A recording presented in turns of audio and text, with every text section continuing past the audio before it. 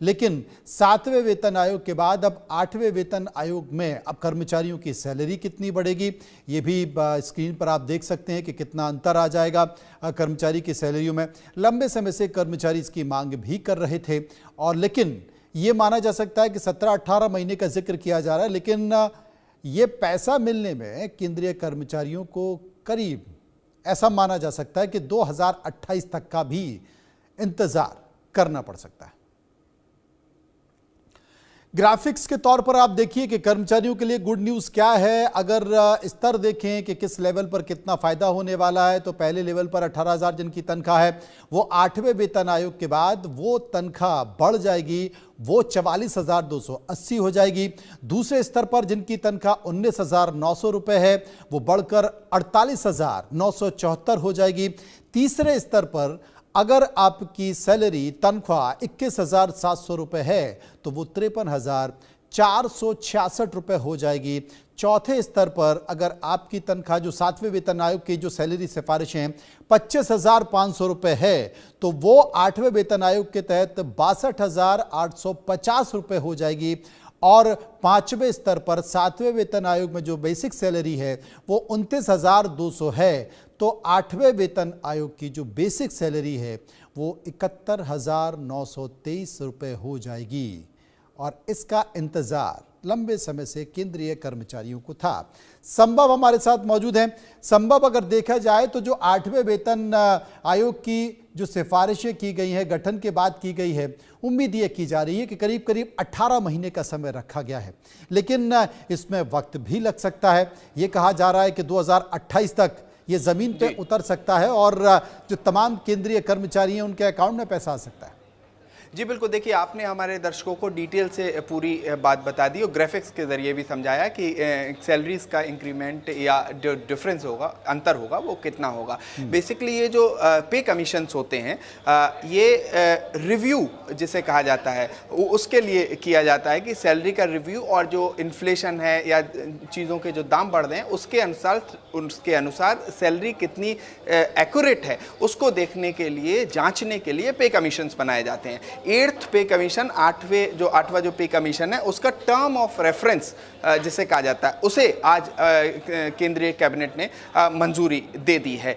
3 members की ये body है पे कमीशन, 8वां पे कमीशन जो है, और ये लगभग 18 महीनों में, जैसा आप हमारे दर्शकों को बता रहे हैं, कि वो अपनी रिपोर्ट देगा। इसमें सुप्रीम कोर्ट की पूर्व जज जस्टिस रंजना देसाई और पुलक घोष जो IIM बेंगलोर के प्रोफेसर हैं वो हैं, और उसके बाद पंकज जैन एक तरह से इंडस्ट्री का एक डिफरेंस देखने के लिए उनको रखा गया है। तो ये 3 मेंबर टेम्परेरी बॉडी है, परमानेंट बॉडी नहीं है, टेम्परेरी बॉडी है। अपने रिकमेंडेशंस देगी, अपने सुझाव सरकार को देगी। उसके टर्म ऑफ रेफरेंस को आज मंजूरी मिल गई। अब ये जो टर्म ऑफ रेफरेंस है इसे अलग अलग राज्य सरकारों को बताया जाता है। इसके बाद ये आयोग अपना काम करेगा और उसके बाद ये अपनी सिफारिशें सरकार को देगा कि महंगाई इतनी बढ़ गई है तो इस अनुसार सैलरी बढ़ जानी चाहिए, या जीवन जीने का जो स्तर है उसमें ये फर्क आया है। क्योंकि जो इन्फ्लेशन है जिससे हम कहते हैं कि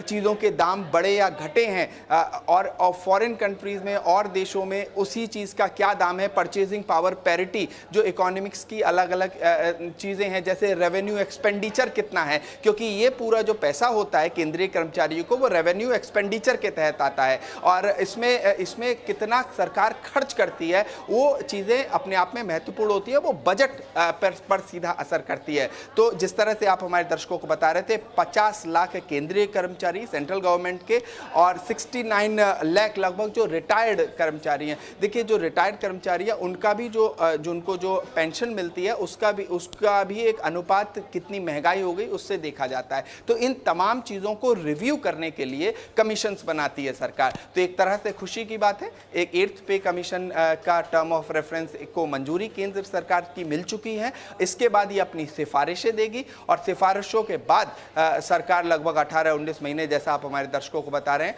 वो इसको लागू करेंगे।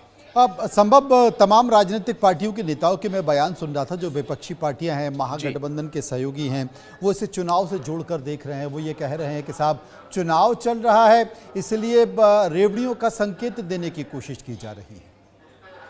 जी बिल्कुल, देखिए एक तरह से कहा जाता है बिहार चुनाव राउंड द कॉर्नर है और वोटिंग होने वाली है और छठ महापर्व के दौरान इस तरह की खबर आना तो स्वाभाविक है, इसे इससे जोड़ के तो देखा ही जा सकता है, इस पर राजनीति भी हो सकती है। लेकिन दूसरी तरफ ये एक कुछ कई आंकड़े इस तरह के हैं कि बिहार से जो ब्यूरोक्रेसी है उसमें सबसे काफ़ी ज़्यादा लोग हैं और कई राज्यों की तुलना में बिहार से जो ब्यूरोक्रेट्स हैं, जो नौकरशाह हैं, वो ज़्यादा हैं और ये क्लास 1 नौकरी होती है, केंद्र सरकार की नौकरी होती है। तो कहीं ना कहीं सीधे उनको फ़ायदा होगा क्योंकि ये केंद्रीय कर्मचारी